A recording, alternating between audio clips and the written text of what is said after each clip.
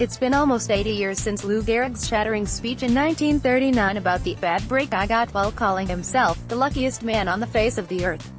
If you're like Tom Watson, it still might make you cry every time you see it. If you're like George Brett, chances are you'll choke up when you come across what he considers the most recognizable speech ever made by a sports figure. But the reason it moves them so deeply extends beyond the piercing grace of Gehrig in the throes of amyotrophic lateral sclerosis, ALS, which came to be known as Lou Gehrig's disease. It's because this fiendish disease became personal. And it remains inspiringly so years and years after they suffered losses that forever will bind two figures that would be on anyone's MT. Rushmore of Kansas City sports legends. Because you can't unsee the ravages of ALS, which I believe forever changed me when I saw a friend contending with it. That's why they were together yet again Monday morning at the Nicklaus Golf Club at Lionsgate for the 35th annual Joe McDuff ALS Golf Classic, named since 2003 for the iconic star editor and columnist who died from complications of the illness in 2006. And that's why they will for years to come be trying to help conquer a disease for which research is relatively underfunded, despite such windfalls as the Ice Bucket Challenge of 2014 that raised $115 million. "We are going to continue to be here until we don't need to be here," Watson said, smiling and resetting to add that they'll still be here when there's a cure. "We're going to be celebrating." Elusive as they both know that is, despite the progress being made in research and advances being made locally in what the ALS Association of Mid-America's Sally Dwyer called service, advocacy and empowerment for people with the disease. "A diagnosis still is a death sentence," Brett lamented. "They've the address, and there's the door there, but they can't open that door," said Watson, whose charitable work for the cause also has included the Bruce Edwards Foundation for ALS Research and the Robert Packard Center for ALS Research at Johns Hopkins, and who is conversant enough in some of the science to dazzle Brett. So here they are again and always, further honoring their friends, and the many struck by the disease they've met since, on a day the event would raise in excess of $100,000, according to Sherry Hanman, Director of Communications for the ALS Association of Mid-America.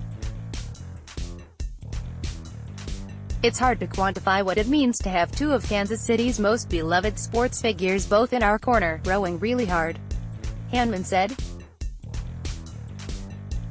Brett was introduced to this nightmare through Keith Worthington, with whom he became friends in 1973 on a fashion shoot for Wolf Brothers.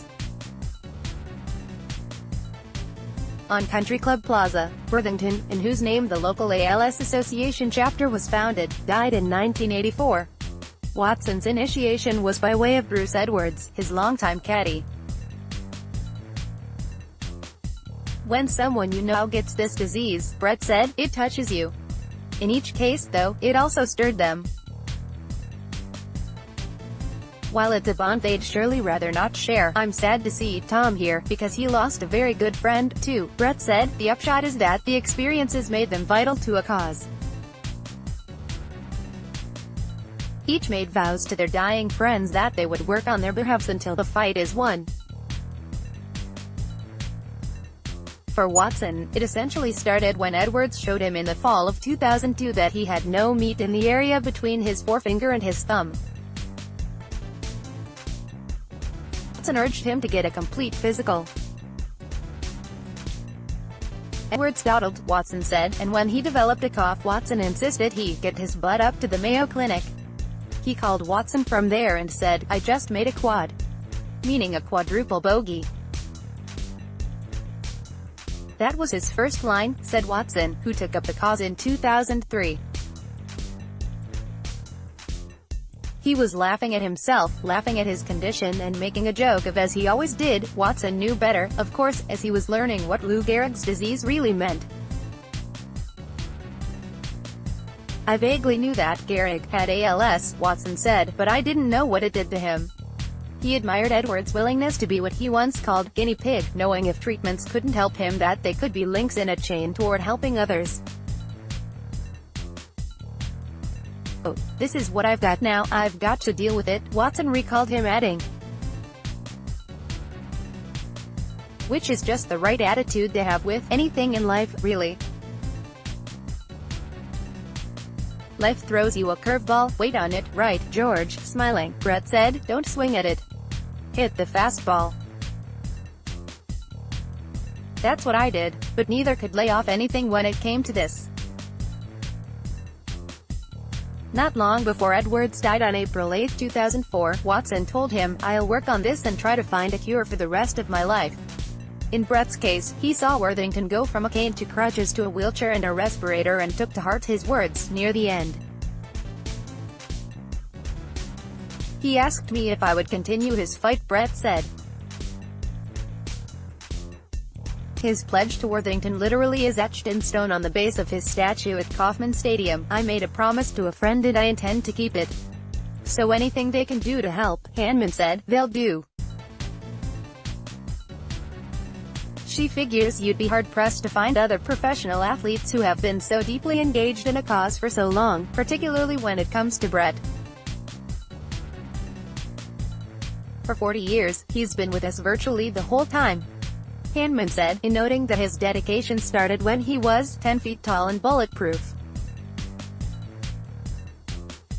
"It obviously had a profound impact on him, and he stuck with it. That's largely a tribute to the spirit of Worthington."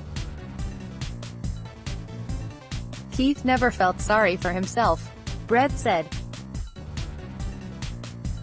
"Keith was trying to help other people. He knew they wouldn't find a cure in his lifetime. But he was trying to help other people. So Brett thinks of all that's been done, but also all that remains to be done. He thinks of Stephen Piscotty, who was traded by the Cardinals to Oakland so he could spend more time with his mother, Gretchen, who died earlier this month from ALS. To me, that trade was very, very special," he said. "So is what Brett and Watson are trying to do." Long after their heydays as athletes, they're using their platforms in powerful ways for a rare type of force and influence. Two incredibly committed Kansas City legends, Dwyer, the ALS Association of Mid-America's Director of Programs and Services, called them. "And they have truly accelerated what we do, and we appreciate both of them very much."